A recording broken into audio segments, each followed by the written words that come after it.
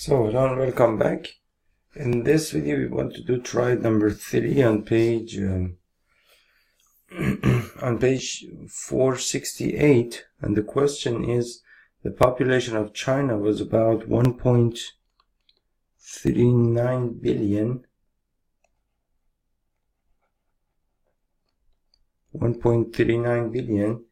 in 2013. With an annual growth rate of about 6%. Annual growth rate of about 0.6%. So this situation is represented by the growth function such and such, where t is the number of years since 2013. Now, to the nearest thousandths, what will the population of China be for the year so what is the population for the year 2031? So how does this compare to the population prediction we made for India in example 3? So basically, instead of just copying the function from the book, I think it's better that we build the function together to just do a simple exercise, and it's of course fun. So you know that the population is 1.39 billion in 2013. So that basically means that you can basically have this sort of table, and here you have t in years, and here you have, for example, p of t, or let me see, p of t. Let's call it p of t as it's been called in the book. So this is the population in billions. So you know that in 2013 the population is 1.39 billion, and the annual growth rate is about 0.6%. So basically, annually the population is growing by 6%. So if you want to grow something grow by 6%, I'm sorry, 0.6%. If you want to grow something by 0.6%, that means you have to, for example, let's say you have 100 and you want to grow it by 0.6%. What you will do, you add 0.6% of 100 to 100 to grow it by 6%. So I add 100 to 0.6% of 100. So now you can rewrite this 0.6% as, so 100 plus, you can rewrite this 0.6% as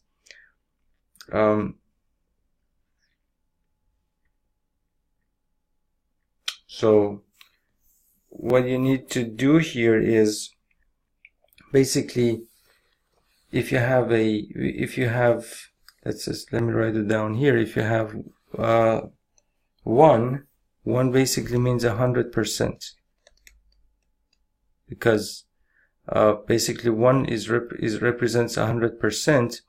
And if you want to write something like 10%, you write it as 0.1.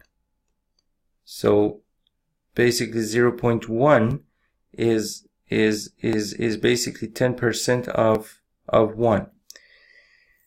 So basically we got the answer here. So 0.1 is equal to 10% of 1. So we can use the same relationship to find out what is 0.6% in decimal form. So now we take this as x here, so x is equal to 0.6%. 0.6% of 1. What is 0.6% of 1? So this basically means that 0.6% is 0.6 divided by 100 into 1. And that is basically, and this is equal to x, of course. So that is basically, so your x is equal to 0.6 divided by 100.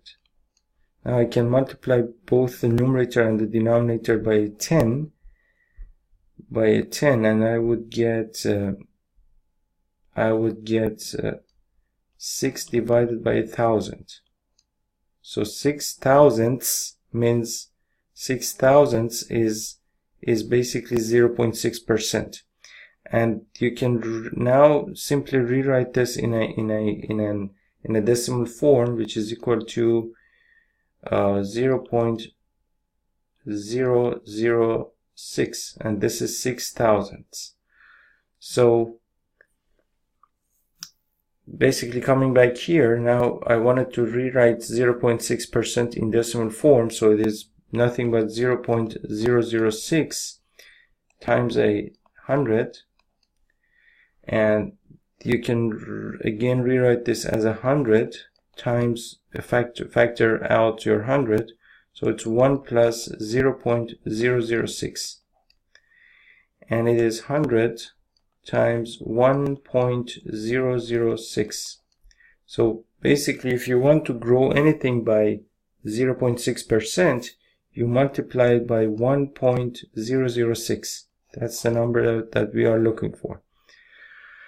So again, coming back here, the annual growth rate was about 0.6%. So that means the annual growth rate, that means after 1 year, so in 2014, adding 1 to my input, I have to multiply this number, whatever the output was, 1.39, by 1.006.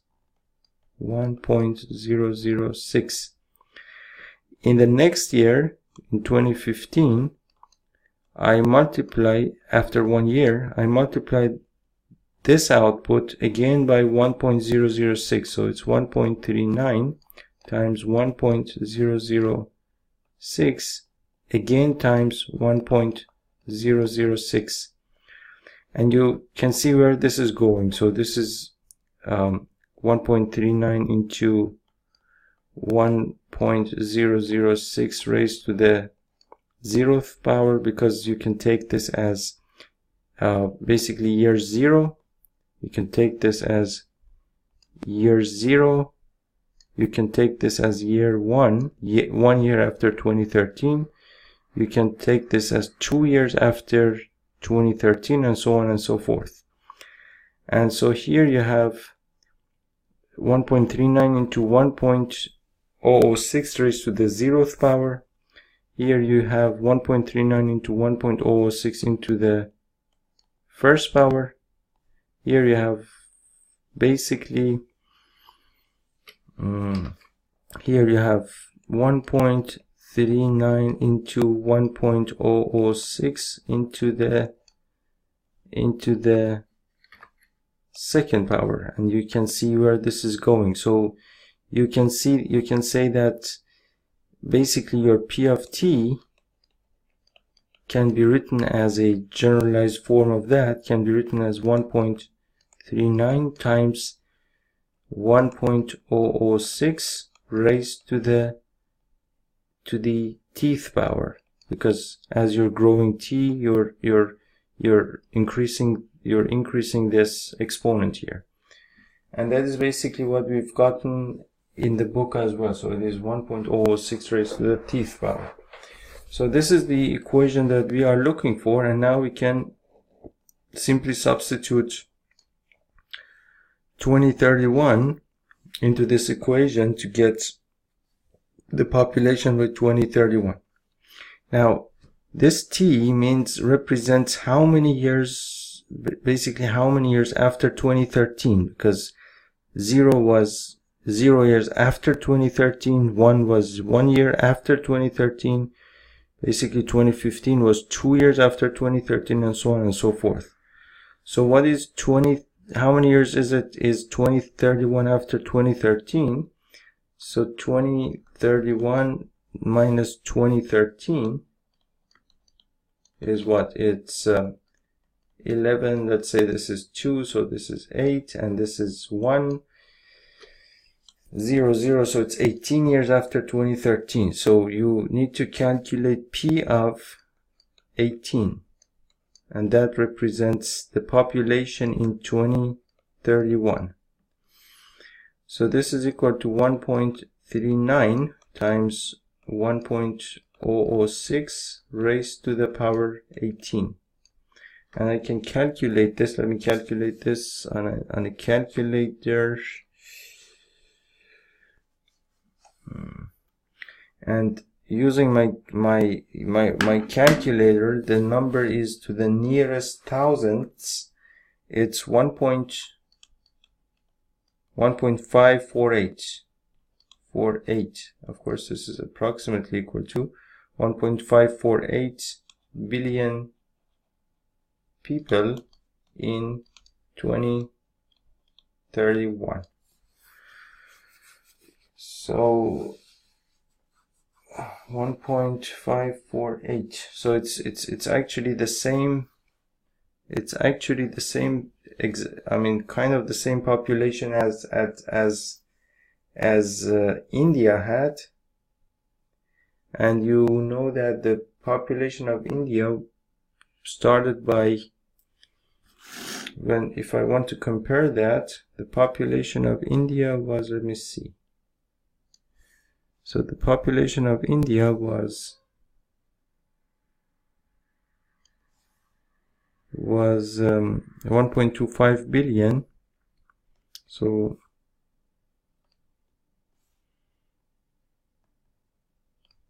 it's 1.25 billion, starting with 1.25 billion, and the annual growth rate was